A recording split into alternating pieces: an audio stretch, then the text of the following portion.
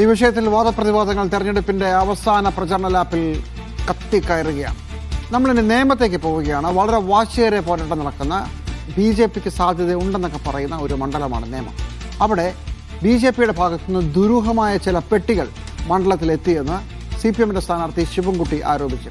അതിൽ ഔദ്യോഗികമായ പരാതി LDFന് നൽകിയേക്കും.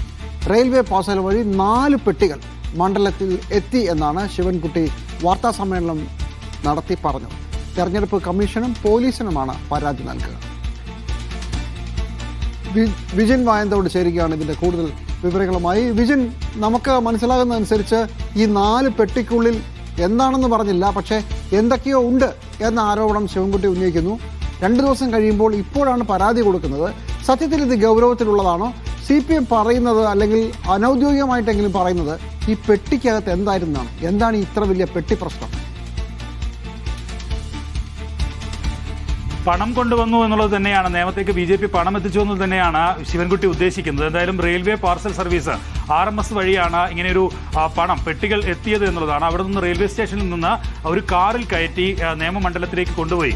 ആ കാറിന്റെ നമ്പർ തങ്ങളുടെ കയ്യിലുണ്ട് എന്നുള്ളതാണ്. ആ നമ്പർ കൂടി വെച്ച് DGPക്കും ഒപ്പം തന്നെ തെരഞ്ഞെടുപ്പ് കമ്മീഷനും പരാതി നൽകും എന്നുള്ളതാണ് ഇന്നലെ തന്നെ വാർത്താ സമ്മേളനം നടത്തി ശിവൻകുട്ടി വ്യക്തമാക്കിയത്. എന്തായാലും ആരോപണം എന്ന് പറയുന്നത് കൂടുതൽ പണം എത്തിച്ച് വോട്ടർമാരെ സ്വാധീനിപ്പിക്കാൻ ശ്രമിക്കുന്നു, അതിനായി പണം എത്തിക്കുന്നു എന്നുള്ള ആരോപണം തന്നെയാണ്. സ്വാഭാവികമായും പെട്ടിയിൽ മറ്റേതെങ്കിലും തരത്തിലുള്ള സ്വാധീന വിഷയങ്ങൾ ആയി മാറാനുള്ള സാധനം ഉണ്ടാകാൻ സാധ്യതയില്ല. 4 പെട്ടികൾ ഉണ്ടെന്നാണ് ആരോപിക്കുന്നത്.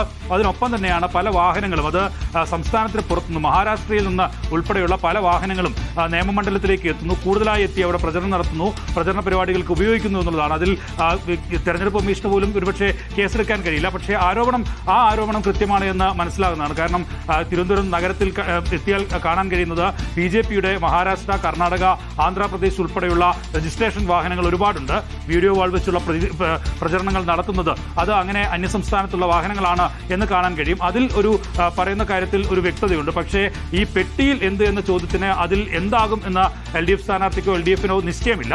പക്ഷേ അങ്ങനെ ഒരു പെട്ടി എത്തിയിട്ടുണ്ട്. ആ പെട്ടി റെയിൽവേ സ്റ്റേഷനിൽ നിന്ന് നേമത്തേക്ക് എത്തിച്ച വാഹനത്തിന്റെ നമ്പർ ഉൾപ്പെടെ തങ്ങളുടെ കയ്യിലുണ്ട്. ആ നമ്പർ അനുസരിച്ച് അതിൽ അന്വേഷണം നടത്തണമെന്നുള്ള ആവശ്യമാണ് തെരഞ്ഞെടുപ്പ് കമ്മീഷനോട് ആവശ്യപ്പെടാൻ പോകുന്നത്.